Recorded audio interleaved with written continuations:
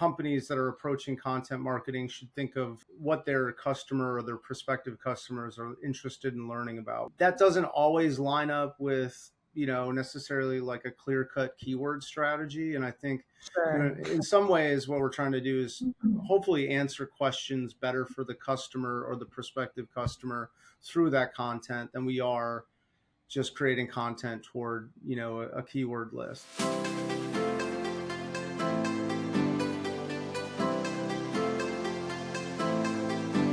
Hi, and welcome to our ClearVoice Team Spotlight Series.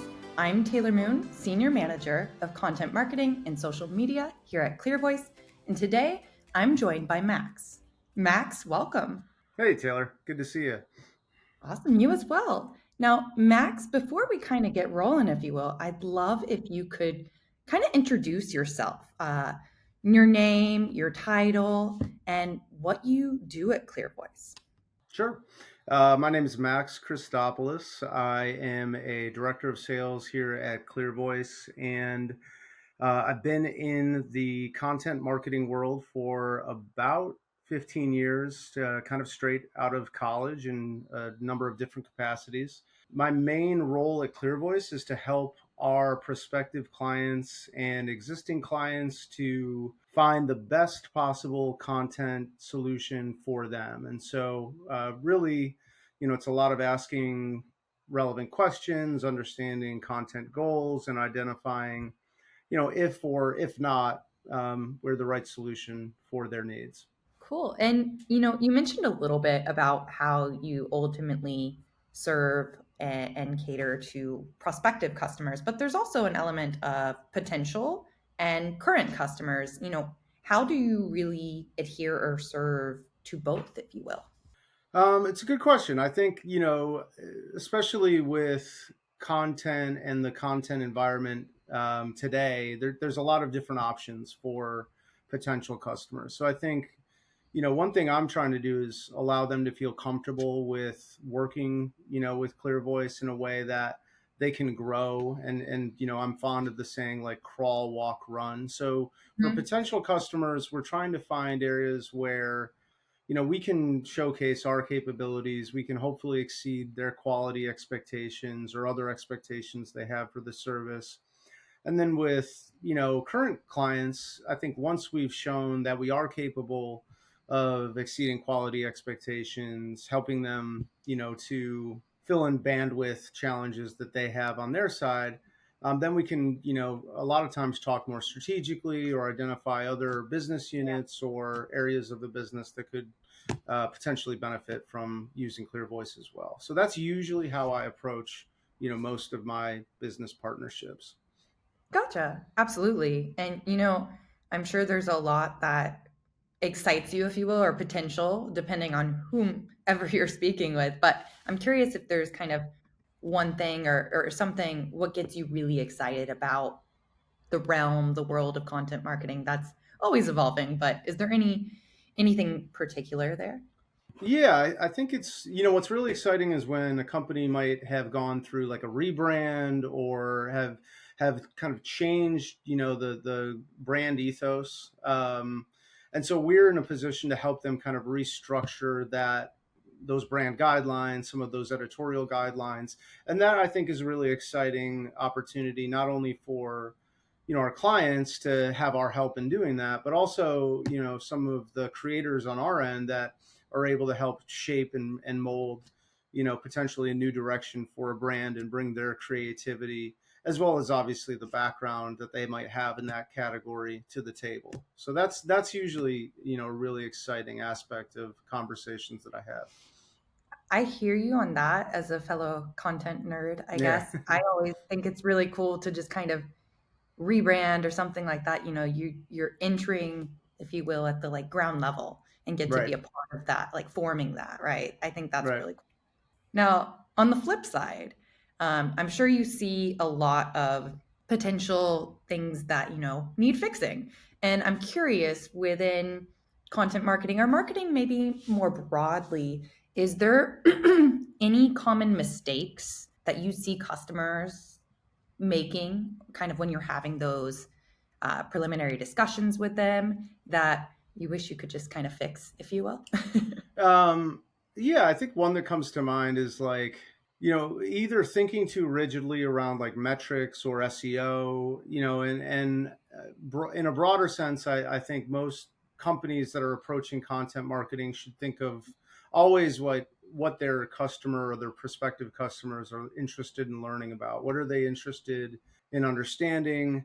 What primary research or information or data can you bring into content that is going to be relevant to your clientele, your customer base, or your prospective customer base? That doesn't always line up with, necessarily like a clear cut keyword strategy. And I think, in some ways, what we're trying to do is hopefully answer questions better for the customer or the prospective customer through that content than we are just creating content toward a keyword list. So I do think a lot of companies are evolving to that point, but I still have those conversations around a sole focus on keyword relevance, and I do think that's more of a dated strategy that needs to be kind of put to the wayside.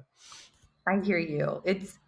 It's this weird balance, I feel like, where yes, it all matters, but at the core of content, like you're mentioning, like we do cater to the audience, right? At the end of the day, how are they going to engage? Exactly.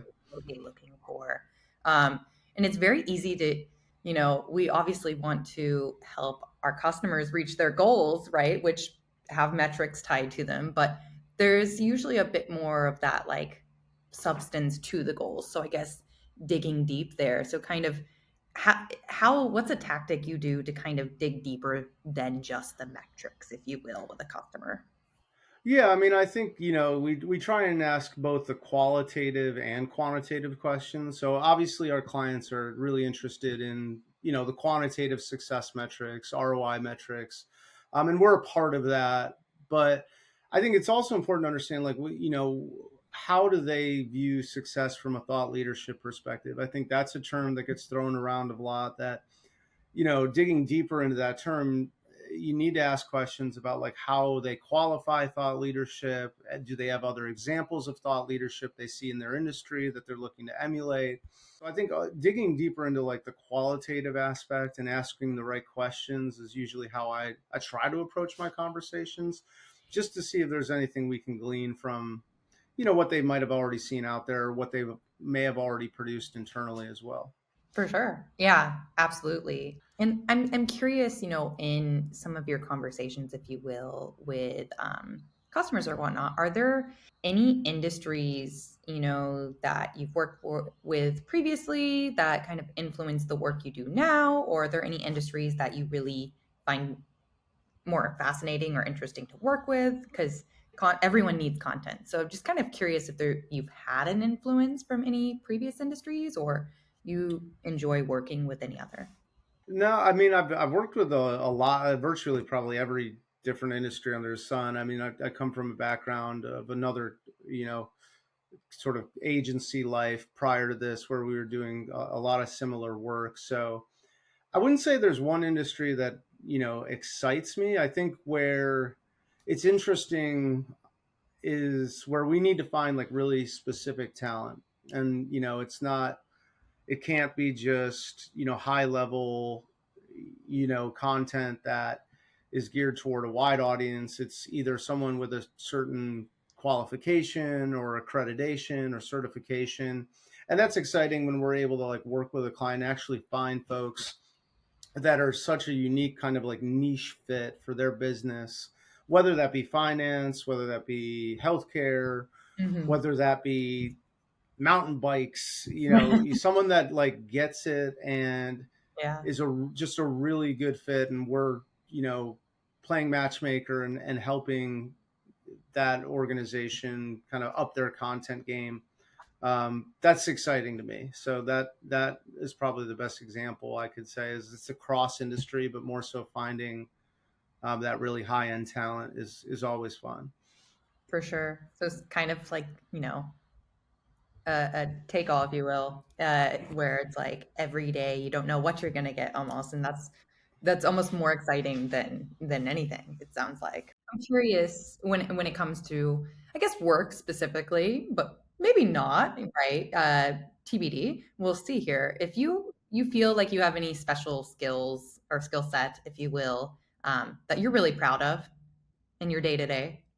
I try to be a good listener, and I try to kind of hopefully be a good soundboard, and hopefully be able to understand and kind of define, whether it be our customer or prospects challenges, their goals, or Mhm. in my personal life. Like I pride myself on hopefully being a really good friend, and being there to listen and support friends, family, my wife, etc. So that would be my, I think one of my strongest personal characteristics is hopefully to be or be considered a good listener. 100%.